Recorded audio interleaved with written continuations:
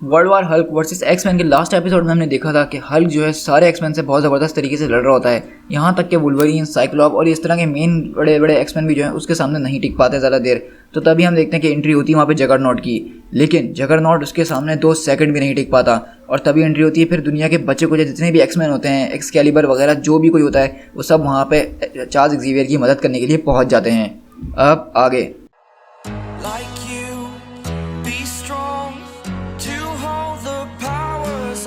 sun.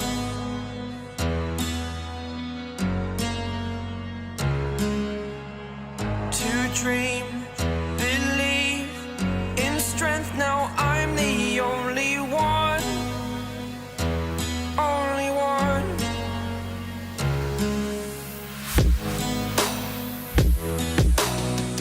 I was an ordinary boy until I broke the rules. My life destroyed, life destroyed. और वहीं पे हम देखते हैं कि जितने भी सारे एक्समैन आते नए, वो सब हल्क से फाइट करने में एंगेज हो जाते हैं, लेकिन वहीं पे मल्टीपल मैन वगैरह जो है आगे उन सब की मदद कर रहा होता है जो वहाँ पे गिरे होते हैं, यानी एमा फ्रॉस्ट, क्लॉसस और वुल्वरीन वगैरह, उनको संभालने की में मदद कर रहा होता है। तो वहीं पे नाइटक्रॉलर बोलता है कि एमा अब तुम प्लीज़ अपनी ह्यूमन फॉर्म के अंदर ही रहो, क्योंकि मैं चाहता हूँ कि तुम हमें टेलीपैथिकली कनेक्ट करके रखो इस बैटल के अंदर। वहीं पे नाइटक्रॉलर पूछता है कि डार्विन ये बताओ, क्या तुमने डिफेंस अगेंस्ट हल्क सोच लिया है कि हमें क्या करना होगा? तो डार्विन बोलता है कि हाँ, मुझे लगता तो है कि मैंने कुछ ना कुछ हल निकाल लिया है, मैं उसके अंदर से उसकी एनर्जी खींच सकता हूँ, लेकिन उसके अंदर इतनी ज़्यादा गामा रेंजी है जो कि मैं खींचता भी रहूँ तो कभी ख़त्म ना होगी। प्लीज़ हल्क, हमसे लड़ने की कोशिश नहीं करो, हम तुम्हारे दुश्मन नहीं हैं। मैंने भी जो है अपने प्यारों को खोया है, मुझे पता है कि तुम इस वक्त क्या फील कर रहे होगे, मैं तुम्हारे दुख में पूरा पूरा शामिल हूँ। और वहीं पे देखते हैं कि हल्क उन सारे लोगों को वहाँ से दूर करता है और डार्विन की तरफ पलटते बोलता है कि तुम्हें इस मेहरबानी करने की कोई ज़रूरत नहीं है, ये तुम अपने पास ही रखो। तो वहीं पे एमा बोलती है कि डार्विन का पेन मैं इस वक्त महसूस कर सकती हूँ, अगर वो इस तरह ज़्यादा पंच खाता रहा तो वो अपने आप को इतनी जल्दी इवॉल्व नहीं कर पाएगा हल्क के सामने। नाइटक्रॉलर बोलता है कि हाँ, मुझे भी कुछ ऐसा ही लगता है कि वो हल्क के सामने ज़्यादा टाइम नहीं टिक पाएगा। और वहीं पर हम देखते हैं कि फिर दूसरे दोबारा से जो है सारे लोग उनके ऊपर अटैक करना शुरू कर देते हैं, सायरन वगैरह जो कोई भी वहाँ पे होता है, वुल्फ पेन वगैरह हर कोई उससे यानी लड़ने की कोशिश कर रहा होता है, लेकिन हल्क से आगे कोई भी नहीं टिक पा रहा होता है, एक बंदा भी नहीं टिक पा रहा होता। सब उसको मारने की भरपूर कोशिशें कर रहे होते हैं, लेकिन कोई फ़र्क नहीं पड़ रहा होता। हल्क 2 मिनट के लिए गिरता है और फिर खड़ा हो जाता है, और वो उन लोगों को एक्समैन को ऐसे मार रहा था जैसे वो उन लोगों के साथ फुटबॉल खेल रहा हो। और हम वहीं पे देखते हैं कि वारपात अपनी 2 छुरियां जो है हल्क की तरफ मारता है, तो वहीं पे हल्क उसकी नाइफ्स पकड़ते हुए बोलता है कि ये मेरा क्या बिगाड़ लेंगी। और हम देखते हैं कि वोल्टा वो वारपात की तरफ उसकी नाइफ्स फेंक देता है, लेकिन वारपात उससे फिर भी लड़ने की कोशिश कर रहा होता है, लेकिन जैसा कि आपको पता है कि जगरनॉट जैसे लोग इसके सामने नहीं टिक पाए तो वारपात क्या बिगाड़ लेगा उसका। और वहीं पे देखते हैं कि हम एक और म्यूटेंट सायरन आता है और उससे लड़ना शुरू कर देता है, और उसकी पावर्स बेसिकली ये होती हैं कि वो काइनेटिक एनर्जी को एब्जॉर्ब करता है, लेकिन जैसे जैसे हल्क उसको मार रहा होता है उसकी काइनेटिक एनर्जी बहुत ज़्यादा बढ़ रही होती है और वो और ज़्यादा ताकतवर हो रहा होता है। और इस तरह हम देखते हैं कि वो जो है हल्क को एक बहुत ज़बरदस्त काइनेटिक एनर्जी से भरा हुआ पंच मारता है। तो हल्क बोलता है कि नॉट बैड, ये अब तक का पहला पंच था जिसने मुझे तकलीफ पहुंचाई है। लेकिन वहीं पे हम देखते हैं कि एमा बोलती कि तुम्हें वहाँ से निकलना होगा गाइडू, क्योंकि तुम इतना ज़्यादा पंच नहीं खा सकते हो हल्के, तुम्हारा दिल बंद हो जाएगा, तुम हल्के आगे नहीं टिक पाओगे, तुम वहाँ से फ़ौरन निकलो, तुमने कुछ ज़्यादा एनर्जी एब्जॉर्ब कर ली है। और वहीं पे देखते हैं कि वो बोलती है कि नाइटक्रॉलर तुम्हें यहाँ से ले जाएगा, और अब नाइटक्रॉलर और लेडी कैट जो है वो मिलकर यहाँ पे कुछ ना कुछ करने की कोशिश करेंगे, तुम वहाँ से फ़ौरन निकल जाओ। और इस तरह हम देखते हैं कि नाइटक्रॉलर जो है हल्क को पकड़ता है और एक्सेवियर इंस्टीट्यूट के बाहर ले आता है टेलीपोर्ट करता हुआ। और हम वहीं पे देखते हैं कि हेप्जिबा जो है वो बेसिकली उनका जो ब्लैक बर्ड जहाज़ होता है वो पूरा का पूरा जहाज़ हल्क की तरफ डायरेक्ट कर देती है और नाइटक्रॉलर को टेलीपोर्ट करके उस जहाज़ से बाहर निकाल लेता है। तो हम यहाँ पे देखते हैं बेसिकली कि हल्क के ऊपर उन्होंने पूरा का पूरा ब्लैक बर्ड जहाज़ लाके फेंक दिया होता है। वहीं पे एमा बोलती है कि ये शो तो बहुत ज़ोरदार धमाका था, तुम्हें क्या लगता है कि हल्क ठंडा हो गया होगा? नाइटक्रॉलर बोलता है कि मुझे पूरी उम्मीद तो है, क्योंकि मुझे नहीं लगता कि मैं दोबारा टेलीपोर्ट हो पाऊंगा थोड़ी देर के लिए। और वहीं पर हम देखते हैं कि वो बोलते हैं कि ये क्या है, वहाँ पे फ्लेम्स हिल रहे हैं या वो कबाड़ जो पड़ा हुआ है वो हिलना शुरू हो गया है। लेकिन हम तभी देखते हैं कि उस कबाड़ के अंदर से, यानी वो जो जहाज़ का कबाड़ होता है उसके अंदर से हल्क निकलता है ब्लैक बर्ड का इंजन अपने हाथ में उठाए हुए, और वो सीधा उन लोगों की तरफ फेंक देता है और वहाँ पे एक बहुत बड़ी आग लग जाती है। लेकिन वहीं पे हम देखते हैं कि जगरनॉट, जिसकी अभी हल्क ने बहुत बुरी तरीके से पिटाई करी है, वो उठता है और बोलता है कि तुमने मुझे यहाँ पे क्यों भेजा जब तुम्हें मुझे फुल पावर देनी ही नहीं थी। तो वहीं पे उस जैम के अंदर से बात आती है कि पुअर क्रिएचर, ये सिटोरैक नहीं है जिसने तुम्हारी पावर्स को बांध के रखा हुआ है, बल्कि मेरे बेटे ये तुम खुद हो, तुम्हें अपने ऊपर यकीन ही नहीं है, तुम अवतार ऑफ डिस्ट्रक्शन हो, तुम मेरे अवतार हो। तो केन बोलता है कि मैंने तुम्हें कभी भी मना नहीं करा कि मैं डिस्ट्रक्शन नहीं करूँगा, बल्कि मैं तो तुमसे ये कह कर आया था कि मैं यहाँ पे यही करूँगा। तो सिटोरैक बोलता है कि तुम तो यहाँ पे अपने भाई को बचाने आए हो, अपने स्टेप ब्रदर को, जो कि तुमसे बात भी नहीं करता है और वो हमेशा से तुम्हें बुरी नज़र से देखता है। तुमने एक वीक रीज़न चुना था यहाँ पे आने का और इसलिए तुम वीक रहे, क्या तुम सच में यहाँ पे सिर्फ इसीलिए आए थे केन, या तुम्हारे पास कोई और भी पर्पस है? तो केन बोलता है कि हाँ बिल्कुल, मैं हल्क को कबाड़ की तरह फेंक दूंगा, मैं शो करूंगा दुनिया को, मैं शो करूंगा अपने आप को कि मैं अभी भी वही जगरनॉट हूँ जो कभी हुआ करता था। तो जेम के अंदर से आवाज़ आती है कि बिल्कुल, तुमने ये एक्सेप्ट करना शुरू कर दिया है, तुमने अपनी डेस्टिनी को एम्ब्रेस करना शुरू कर दिया है, लेकिन अब एक बार तुम अगर इस पाथ पर आ गए तो यहाँ से कोई टर्निंग बैक नहीं होगी। डिसाइड कर लो केन मार्को, या तो अब तुम सारी ज़िंदगी जो हो इस डिफेट और ह्यूमिलेशन के साथ गुजारोगे, या फिर जगरनॉट के साथ। और वहीं पे हम देखते हैं कि एक्सेल्सियर जो एक प्रोसेस को हेल्प कर रहा होता है हील करने में, लेकिन प्रोफेसर बोलते हैं कि मैंने इसको मेंटली ब्लॉक किया हुआ है पेन से, मतलब तुम जल्दी से इसको हील कर लो क्योंकि इसका पेन बहुत ज़्यादा है, ये बर्दाश्त नहीं कर पाएगा। लेकिन हम देखते हैं कि सब वहाँ पे अपनी हालत सही कर रहे होते हैं। इतने में मल्टीपल मैन बोलता है कि ओ गाइस ज़रा सामने तो देखो, और हम देखते हैं कि हल्क अभी भी उठकर उनकी तरफ आ रहा होता है और वो बोलता है कि तुम शुरू से ऐसा ही चाहते थे ना, तो अब हो जाओ खुश। और वहीं पे वुल्वरीन दोबारा उठता है, अपने क्लॉज निकालते बोलता है कि बब अब बस ये गेम ख़त्म करना ही होगा। लेकिन प्रोफेसर बोलते हैं कि लोगन ज़रा 2 मिनट रुक जाओ, तुम्हारा ब्रेन अभी भी हील नहीं हुआ है। लेकिन प्रोफेसर की ये बात ख़त्म हो इससे पहले हल्क एक बहुत ज़बरदस्त मुक्का मारता है और वुल्वरीन उस इंस्टीट्यूट से निकल के कहीं बहुत दूर जाके गिरता है। वहीं पे जो है अभी भी क्लॉसस उठने की कोशिश कर रहा होता है और बोलता है कि मॉन्स्टर तुम हमारे घर से निकल जाओ।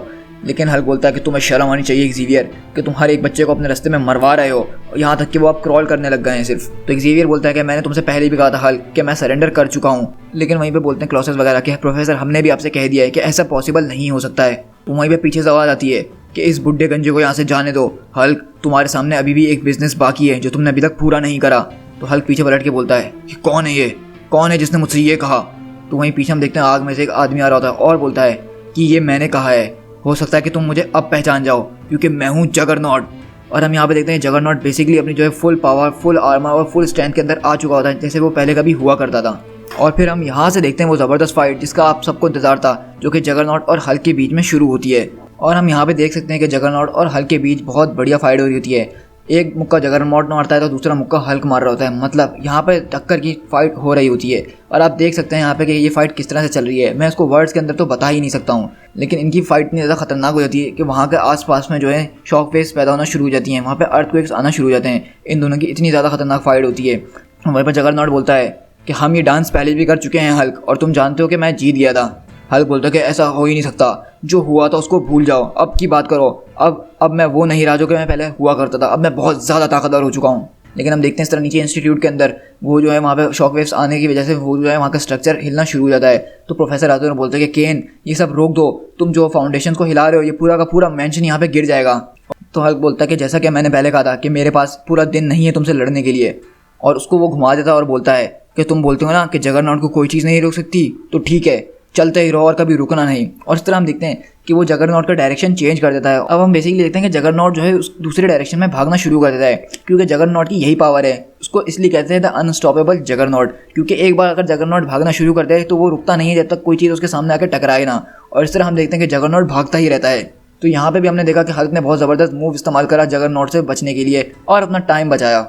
और इस तरह हम देखते हैं कि वो प्रोफेसर को लेने के लिए आ रहा होता है, लेकिन अभी भी हम देखते हैं कि मरकुरी जो म्यूटेंट होती है वो हल्क से लड़ने की कोशिश कर रही होती है, उसको चारों तरफ से लपेट लेती है। लेकिन हल्क उसको एक हाथ से कीड़े की तरह दूर कर देता है और बोल देता है कि मुझे कोई चीज़ नहीं रोक सकती है जब तक ये वो सब देख ना ले जो कि मैंने देखा था वहाँ पे, जब तक उसको ये सब महसूस ना हो जाए।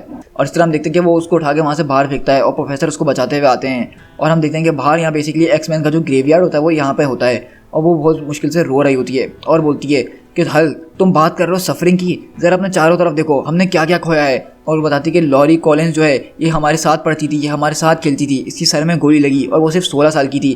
ब्रायन इसके पास भी पावर्स हुआ करती थी, लेकिन एम डे के बाद जब इसकी पावर्स गई तो वो उसके बाद बच नहीं पाया। इसकी म्यूटेंट पावर ऐसी थी कि वो उनके बगैर 2 मिनट भी टिक नहीं पाया और वो मर गया। और तुम यहाँ पे बोल रहे हो सफरिंग की बात, हमने जितना ज़्यादा सफ़र करा है ना वो तुम नहीं जानते हो। हमसे नहीं लड़ो, हम तुमसे नहीं लड़ना चाहते हैं क्योंकि अब हमारे पास जो बचा है वो ज़्यादा नहीं है। हम तुमसे लड़के वो सब खोना नहीं चाहते हैं, हम बहुत पहले सब कुछ सफ़र कर चुके हैं। तुम यहाँ पे वही करने की कोशिश कर रहे हो जो कि उन लोगों ने तुम्हारे साथ करा, तुम्हारे दुश्मनों ने, मतलब तुम्हारी दुनिया को तबाह बर्बाद कर दिया तुम्हारी आंखों के सामने। और अब तुम भी हमारे साथ वही करने की कोशिश कर रहे हो, जबकि प्रोफेसर ने तुम्हें वहाँ पे भेजने में हाँ भी नहीं भरी थी, लेकिन तुम फिर भी प्रोफेसर से यहाँ पे बदला लेने के लिए आए हो सकता है कि हम तुम्हें यहाँ पे रोक ना पाएं, लेकिन ये बात याद रखना कि हम मर जाएंगे लेकिन प्रोफेसर को यहाँ से जाने नहीं देंगे। हम लड़ते रहेंगे तुमसे चाहे कुछ भी हो जाए। और हम देखते हैं कि बेसिकली प्रोफेसर अपना सर झुका के खड़े होते हैं और हर बोलता है कि प्रोफेसर तुमने अपनी गलती मान ली है जो कि तुम्हें मान लेनी चाहिए थी, तो ये एक अच्छी बात है, लेकिन अब मैं यहाँ से जा रहा हूँ क्योंकि तुम तो पहले से एक जहन्नुम के अंदर रह रहे हो। और हम देखते हैं यहाँ से हल्क बेसिकली प्रोफेसर को छोड़ देता है और वहाँ से दूर चले जाता है। तो आप सोच रहे होंगे कि हल्क ने इतनी बड़ी फाइट करी और प्रोफेसर को छोड़ के क्यों चले गया, क्योंकि हल्क को ये बात नहीं पता थी कि हाउस ऑफ एम के बाद म्यूटेंट्स के साथ क्या क्या हुआ है। हल्क को ये बात नहीं पता थी कि अब इस पूरी दुनिया के अंदर 198 म्यूटेंट्स रह गए हैं। तो हम यहाँ पे ये बात देख सकते हैं कि बेसिकली हल्क जो है बहुत ज़्यादा गुस्सा है, उसको बदला लेना है, लेकिन वो फिर भी बदले की आग में अंधा नहीं हुआ है। वो चाहता तो अभी प्रोफेसर को अपने हाथ से कुचल के मार सकता था और सारा काम खत्म हो जाता, लेकिन हल्क ने ऐसा नहीं करा। हल्क को जब पता चला कि उन म्यूटेंट्स के साथ क्या क्या गुजरी है उनके ऊपर, तो उसने फैसला करा कि वो उन म्यूटेंट्स को उनके हाल पे छोड़ देगा, क्योंकि वो पहले ही इतने बदतर हालात में रह रहे हैं। और इस तरह हम देखते हैं कि हल्क के जाने के बाद वहाँ से वो सारे म्यूटेंट जो हैं वहाँ की सफाई वगैरह कर रहे होते हैं, जो भी बर्बादी तबाही वहाँ पे हुई होती है। और वहीं पर हम देखते हैं कि हल्क अपनी दोबारा वॉरशिप पे आता है और उसके लोग पूछते हैं क्या किंग आप बैटल के अंदर थे, क्या आप ठीक हैं? तो वहीं पर हम देखते हैं कि दूसरी तरफ एक्समैन की जो है पूरी हालत बुरी हुई भी होती है और वो एलॉय से बोलता है कि हाँ मैं बिल्कुल ठीक हूँ और मुझे कुछ देर के लिए बिल्कुल अकेला छोड़ दो। तो चार्ल्स हम यहाँ पे देखते हैं जगरनॉट के पास आते हैं और बोलते हैं कि केन मैं तुम्हें बता नहीं सकता हूँ कि तुमने मेरी जो मदद करी है उसके लिए मैं कितना शुक्रगुजार हूँ। तो केन बोलता है कि चार्ल्स इसको बचा के रखो, क्योंकि ये सब मैंने तुम्हारे लिए नहीं करा, और दूसरों को बोल देना कि वो मेरे पीछे ना आए, वरना उनका अंजाम बहुत बुरा होने वाला है। और इस तरह हम देखते हैं कि बेसिकली यहाँ पे क्लॉसस की जो है बहुत बुरी हालत हुई होती है, क्योंकि वो अपनी स्टील फॉर्म के अंदर होता है और उसकी हड्डियाँ बिल्कुल टूट चुकी होती हैं। तो यहाँ पे उसको ट्रीट करने में उनको बहुत ज़्यादा मुश्किल हो रही होती है और प्रोफेसर वगैरह को सजेशंस दे रहे होते हैं। तो वहीं पे पीछे से साइकिल आता है, प्रोफेसर इस कंधे पे हाथ रखते हुए बोलता है कि प्रोफेसर अब सब ठीक हो जाएगा, आपको घबराने की ज़रूरत नहीं है, हम सब मिलके ये फिगर आउट कर ही लेंगे। और वहीं पे हम देखते हैं दूसरी तरफ हल्क अपने वॉर बाउंड के साथ बैठा हुआ होता है जहाज़ के अंदर और बोलता है कि ये जो ह्यूमंस इनकी डेडलाइन जल्दी से ख़त्म हो, क्योंकि मैं वाकई में बहुत बुरे मूड में हूँ और मुझे कुछ स्मैश करना है। दी एंड।